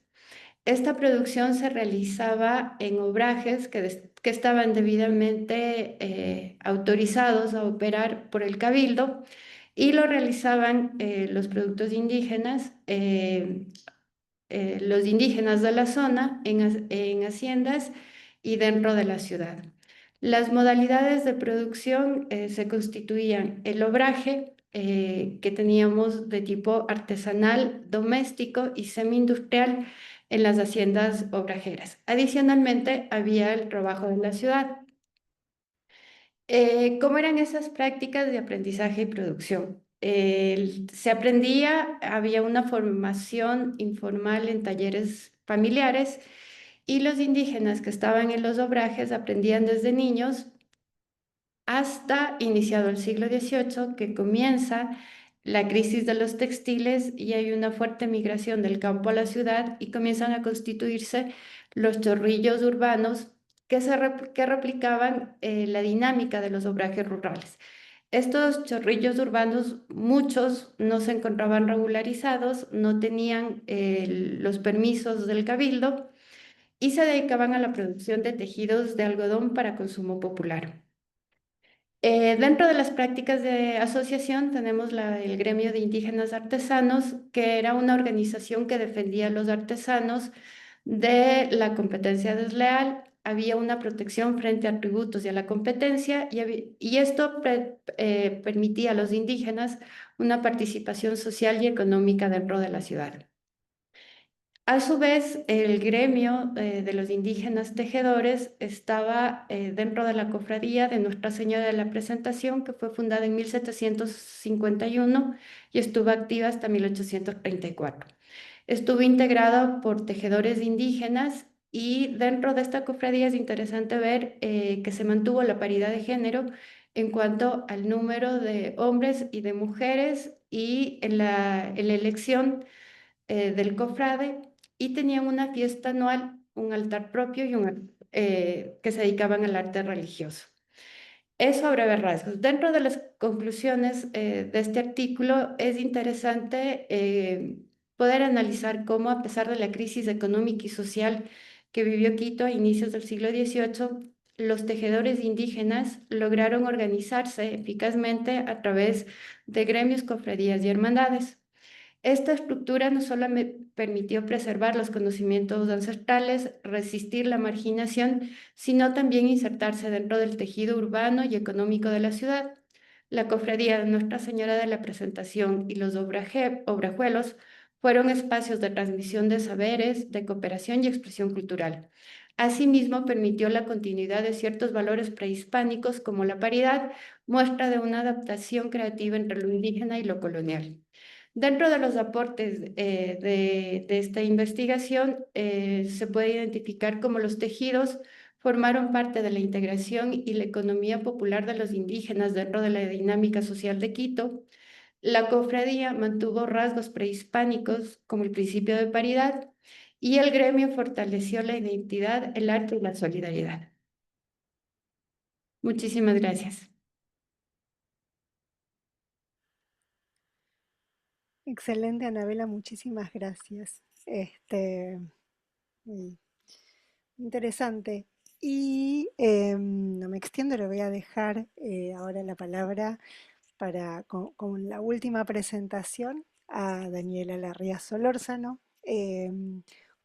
bueno, ella lo va a explicar un poquito mejor, pero lo que es el producto de su informe de cierre de un trabajo de postdoctorado que hizo acá en la Universidad de Palermo, un trabajo súper rico, interesante, bueno, que va ella a contar a continuación.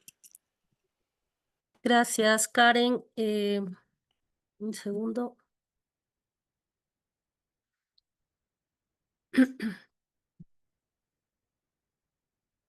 Uy, ¿tengo algún problema? Ya, creo que ahí está.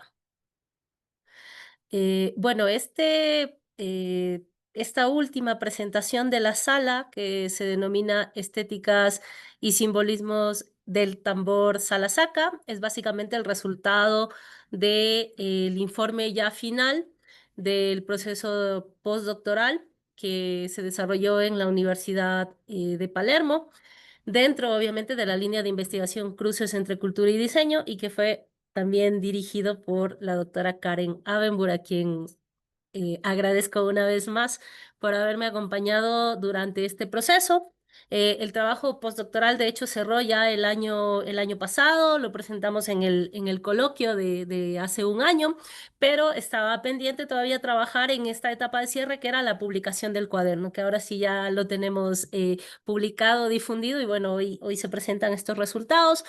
En todo caso, yo quería hacer algunas menciones a este trabajo que se desarrolló, que básicamente buscó abordar los cambios y las transformaciones que se dieron sobre este objeto cultural, que es el tambor salasaca, el tambor utilizado para algunas ceremonias rituales de este pueblo indígena que está situado acá en la provincia de Tungurahua, en el centro del Ecuador, y que ha sufrido varias transformaciones a lo largo de los años, aunque mantiene, digamos, un patrón gráfico, pero hay ciertas variantes que son las que nosotros estudiamos en este proceso.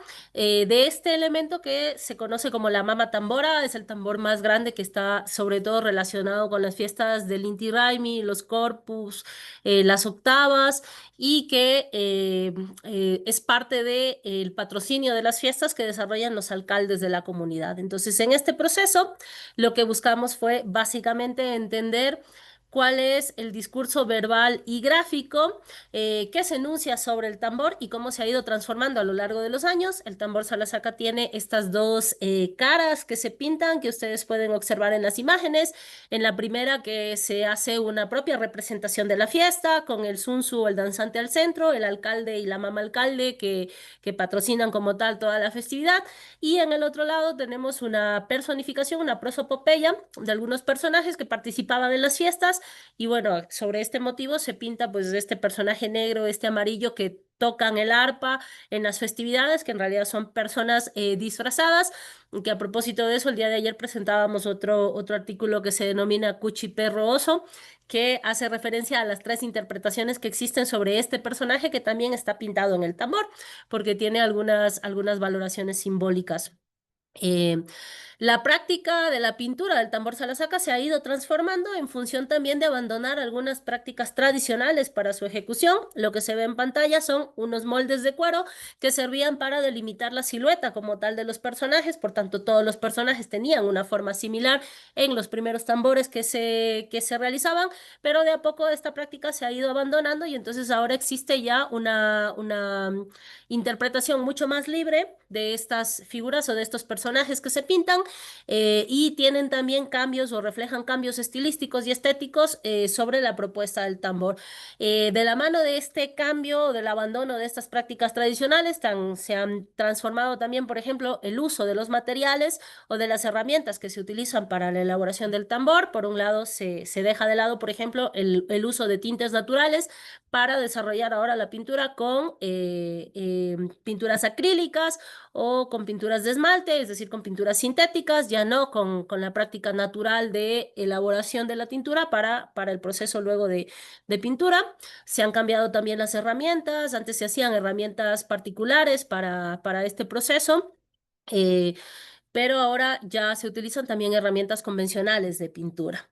Y bueno, en este rastreo de los cambios que se han ido dando sobre este artefacto cultural, se han recolectado imágenes.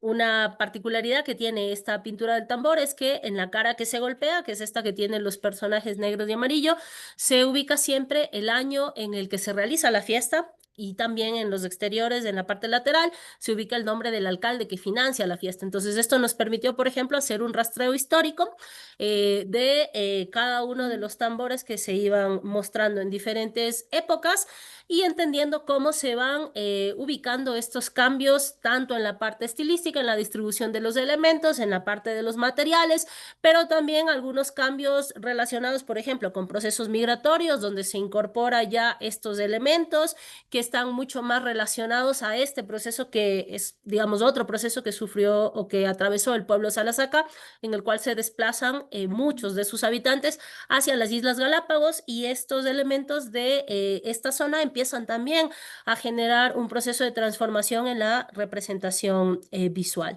En la otra cara, en la que se evoca básicamente a los personajes de la fiesta, también se pueden identificar variantes en la representación visual. La imagen que está acá al extremo derecho es básicamente una imagen que mantiene la silueta original de estos personajes a partir del uso de moldes de cuero, que ya es muy escaso, digamos, encontrarlo en las pinturas de los tambores que actualmente se van rastreando. Y obviamente podemos también aquí entender estos cambios en torno a la definición de las formas, a ser más o menos figurativo, a tratar de acoger o no las expresiones del volumen, por ejemplo, que distancia la pintura clásica del pueblo Salasaca, que tiene básicamente una estética plana, de colores, de relleno y una línea que delimita, ¿no? Buscando como tal la propia estructura del volumen en la representación de las formas.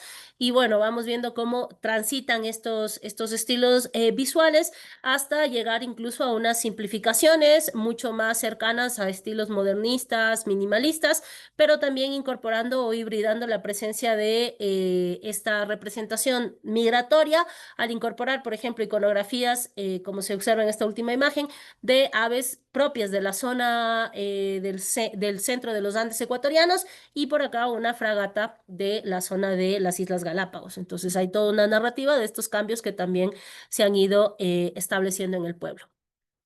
Otro de los ejes que nosotros analizamos en este proceso fue el papel de las mujeres en la pintura Salasaca, porque esta práctica es una práctica que estaba restringida básicamente, o que está restringida básicamente para los hombres de la comunidad. Entonces nos llamaba la atención en el recorrido, por ejemplo, encontrar algunas pinturas en las que se excluye la figura de la mama alcalde en esta cara que evoca toda la fiesta, aunque se hacen otras narrativas como esta, que también está relacionada con cambios en la comunidad cuando se dio la erupción del volcán Tungurahua, que es un monte sagrado que está muy cercano al territorio de la comunidad Salasaca. En todo caso, este tipo de representaciones de excluir a la mujer se ha podido rastrear en algunos de los tambores. En contraparte, logramos identificar, entrevistar y trabajar con la presencia de la señora María Puca, María Jerez, que es la única mujer pintora de la comunidad Salasaca. Ella aprendió el oficio de su padre y mantuvo esta práctica cuando su padre en una temprana edad falleció. Ella se reveló, digamos, hasta cierto punto a las tradiciones propias de la comunidad y siguió con esta práctica de la pintura de los tambores hasta el día de hoy. Ya actualmente tiene 93 años y bueno, sigue siendo un legado, y busca también que más mujeres se incorporen a este proceso, aunque por ahora sigue siendo la única representante en el caso de la comunidad. En el marco de este estudio también, por ejemplo, el proceso postdoctoral arrancó en el año 2022, que estábamos apenas saliendo de la pandemia. Y durante estos años, entre el 21 y el 22, en la comunidad Salasaca se dejó de hacer la celebración masiva del Inti Raymi, por ejemplo, por las medidas sanitarias que se vivían en todo el mundo. Y para el año 2023, que se reactiva de una forma amplia, muy grande, esta festividad. En este caso, estas imágenes son de la celebración del Inti Raymi del 2023. se encuentra, por ejemplo, ya la presencia de algunas mujeres tocando instrumentos musicales, participando del canto, de la música, de la performance como tal, de la propuesta musical en esta edición de la fiesta, que era algo que también estaba relegado para las mujeres porque las mujeres no cantaban ni tocaban instrumentos en celebraciones públicas y a partir del año 2023 lo hacen y bueno, ya ahora es parte como tal también de esta celebración. Y bueno, otra arista que también enfocamos en este proceso fue cómo el tambor surge igual o se relaciona con algunas prácticas contemporáneas que están vinculadas tanto con las prácticas artísticas, pero también con los modos del comercio como tal, cómo se expresan en estos cambios. Y por ahí las ilustraciones básicas, digamos, o la pintura básica de Salasaca que se hacía solo sobre los tambores o sobre la piel de ciertos animales que se tensa en este instrumento musical, empieza a migrar, por ejemplo, ya a expresiones murales que pueden encontrarse en la comunidad. Esta es una imagen de la plaza central, este es del interior de la iglesia de la comunidad Salasaca, donde se puede observar a los músicos tocando el tambor. Por acá tenemos representaciones también de la propia festividad realizadas con hojas de maíz secas de diferentes tonalidades, que es otra de las prácticas que ahora se está realizando en el caso de la comunidad. Y bueno, estas otras dos imágenes que están acá son interpretaciones personales, ya desde la propuesta artística que fui desarrollando también a lo largo del proyecto postdoctoral. Este fue otro eje que derivó a partir del mismo proyecto, que estuvo, digamos, que se atravesó en el marco mientras se desarrollaba el postdoctorado. Este otro proceso también de investigación, que es el traslado de las fotografías de los informantes claves, las fotografías que se habían recabado durante todo el proceso, a un revelado fotográfico en hojas de plantas de la propia comunidad. Estas tres son hojas de granadilla y bueno, están ahí reveladas fotográficamente imágenes que se recolectaron en este proceso a través de la técnica de clorotipia, que es algo que surgió también como parte de este proceso de abordaje de las transformaciones del tambor Salasaca. Entre las actividades de difusión realizadas, pues suman varias ponencias que hemos ido presentando durante estos años de trabajo. En el marco de las publicaciones regionales entre Latindes y Cielo, categoría Cielo, se han difundido ya 5 artículos y también 4 publicaciones a nivel de base de datos de Scopus, que son derivadas de todo este proyecto postdoctoral y los procesos de investigación anexos que han ido surgiendo.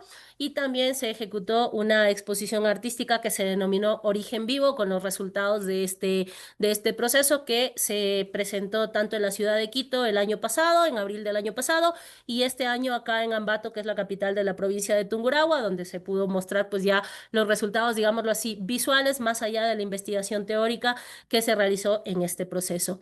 Llegamos al término de este trabajo postdoctoral en este camino junto a Karen, a quien quiero agradecer nuevamente e infinitamente por esas horas de trabajo que tuvimos durante este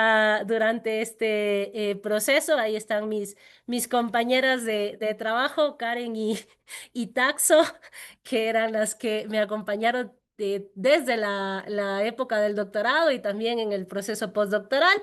Y bueno, fueron múltiples horas de trabajo virtual, obviamente. Durante el proceso postdoctoral no pudimos lamentablemente encontrarnos de forma presencial, pero nos vimos hace pocos días ya para el resultado final de este proceso con la entrega del certificado que me proporcionó la Universidad de Palermo, a quien también agradezco infinitamente porque tanto la Universidad de Palermo, el Centro de Estudio de Investigación en Posgrados dirigido por Marina y en representación también del señor decano Oscar Echeverría, me concedieron una beca para poder tomar este programa postdoctoral que ahora sí llegó ya a su término con la presentación del cuaderno y de este coloquio.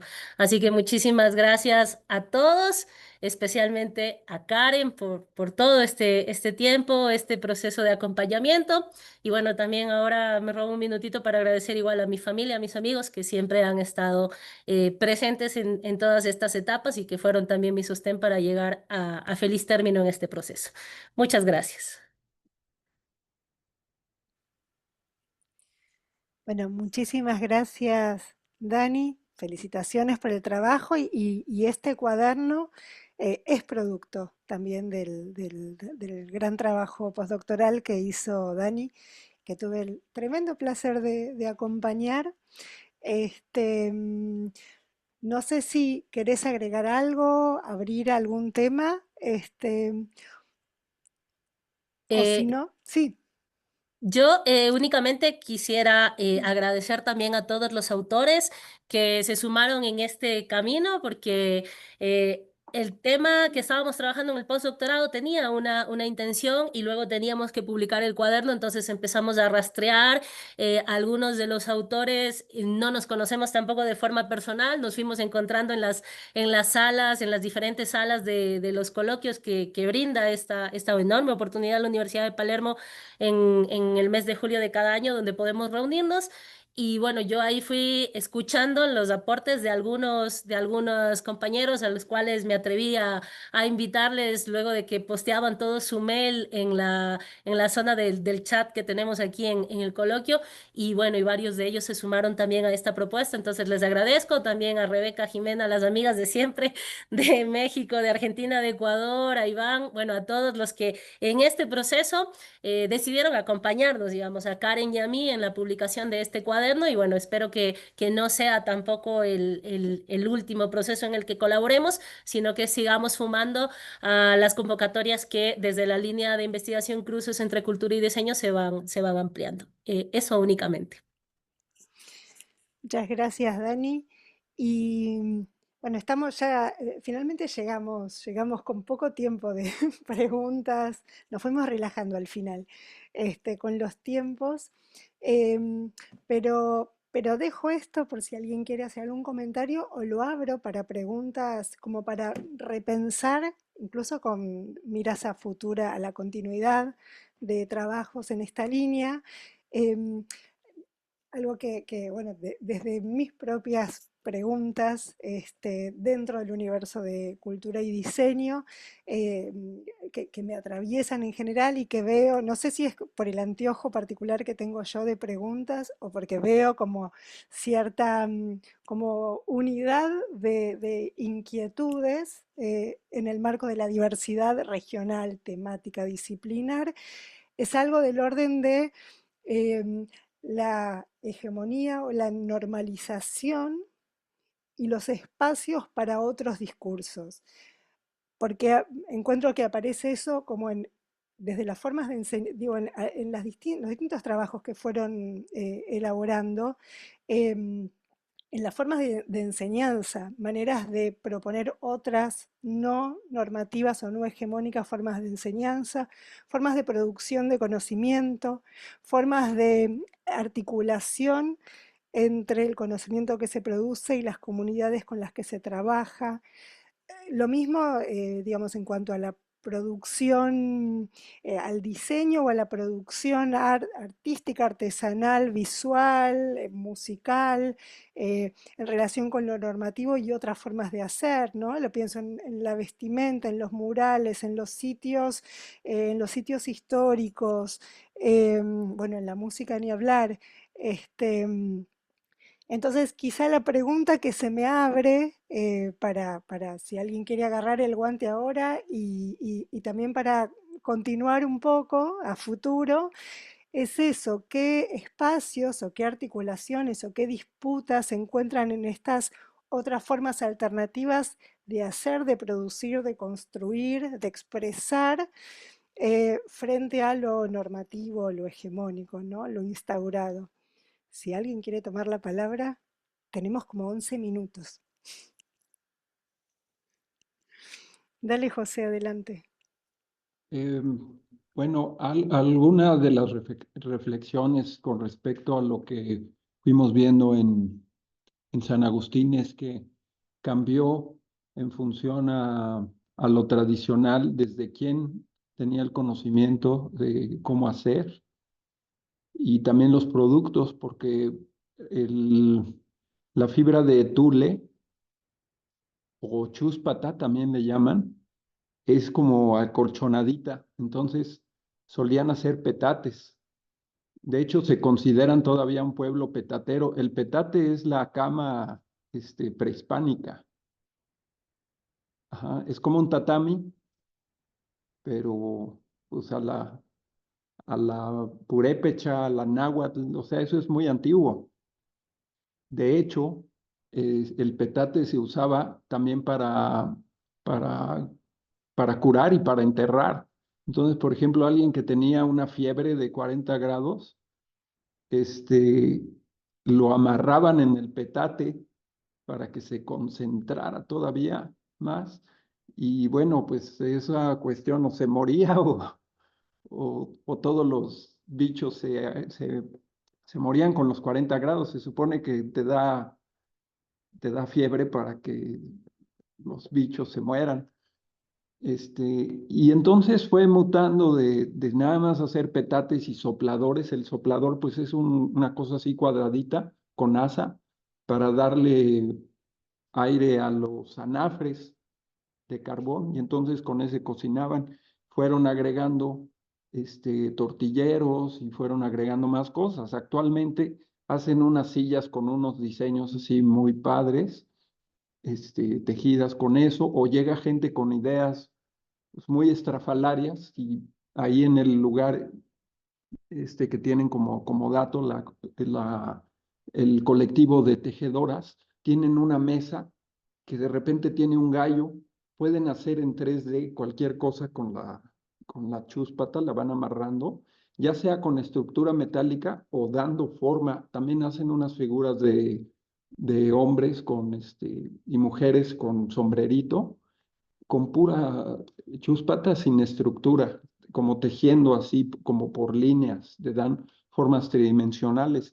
Entonces, de que era un trabajo de puras cosas utilitarias y tradicionales, ahora hacen cosas decorativas, cosas con muchas formas de diseño y, y lo hacen otras personas. Entonces, lo que era el trabajo de un maestro aprendiz, o en otras comunidades desde niños los ponen a tejer,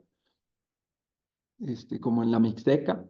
Incluso había la escuela de La Palma, donde los metían a tejer y a aprenderse como especies de algoritmos para ir calculando las curvas de que van tejiendo. Y acá pues se fue perdiendo porque ya el conocimiento oral ya no había quien darlo. Hay una brecha ahí de que los niños ya van a la escuela y ya no se interesan en lo que hacen los adultos, ya no se interesan en los abuelitos. Y actualmente revivió con esa persona que llegó a la comunidad, que es de Guanajuato y es doctora, pero no doctora de PhD, sino de médica. Entonces, de repente creo que es dentista y entonces llegó ahí, vio ese potencial y le echó ganas y entonces revivió eso. Entonces, pues para nosotros es una satisfacción estar viendo esto y hay muchos otros cabos sueltos ahí porque resulta que el lago hubo una sequía muy fuerte el año antepasado, eso que les comentaba, al grado de que la península pues se rodeó de tierra y había de hecho hay una isla todavía ahí en Cuitzeo. Pueden ver las fotos en internet de la sequía de Cuitzeo. Las vacas ya llegaban a la isla, de que tenían, o sea, es una laguna que tiene 80 centímetros de profundidad, entonces es muy fácil que se seque y entonces subió el precio del tule. Los productos de tule pues tuvieron problemas porque el poco tule que había lo tenían que traer de Guanajuato, de la parte profunda de la laguna, y hubo quienes estaban de intermediarios, entonces subió mucho el material y todo. Y ahora lo que vamos a hacer es enfocarnos a lo que es el agua y la relación que tiene San Agustín con el agua. Y hay en una primera exploración encontraron un manantial, las doctoras que fueron, Mercedes Mm. Ay, y perdón, José, Claudia. te pido que Sí, redondees que hay un par más que quieren hacer algún comentario antes de que nos saquen de la sala. Sí, está bien. Bueno, pues ya luego vemos ese otro proyecto, pero nos vamos a Sí, enfocar ahora en el agua y en los manantiales. excelente, muchas gracias. Dani, Sí. sí, te levanto la mano. Nada, Karen, solo para cerrar, porque ya nos queda muy poquitito tiempo, Sí, quería decirte que como ahora todos estamos contactados, conectados, tenemos nuestros mails, creo que todos quedamos pendientes de tu próxima convocatoria para participar de nuevo cuaderno, sí. para sumarnos al próximo coloquio del año siguiente, entonces creo que todos, pero bueno, lo diré por mi caso personal, estoy pendiente de eso, Karen, a colaborar siempre en tu línea y bueno, estaremos atentas de tu llamada. Encantada. Y ya lancé por dónde creo que Sí. podemos ir, si están de acuerdo. Vayan pensando, pueden escribir mail con algunas ideas por ahí. Está bueno también que podamos pensar en conjunto. Bueno, muchísimas gracias por participar, muchísimas gracias Lila por ayudarnos siempre en la organización, Oscar Echeverría, por supuesto, que está siempre ahí, nos tiene corriendo y proponiendo cosas, a toda la Universidad de Palermo, y muchas gracias especialmente a Dani, un tremendo placer armar este proyecto, acompañar tu proceso y armar este coloquio y acompañarte en el cuaderno. Y bueno, vamos por más. Muchas gracias a todos y a todas por participar. Que tengan una hermosa semana, ¿no? Estamos a mitad, sí. Chao, gracias. Un abrazo para todos. Muchísimas gracias por todo. Un gusto. Saludos para Gracias. todos. Gracias, Abrazos Un bye. a abrazo todos, enorme. igual. Bye. Gracias.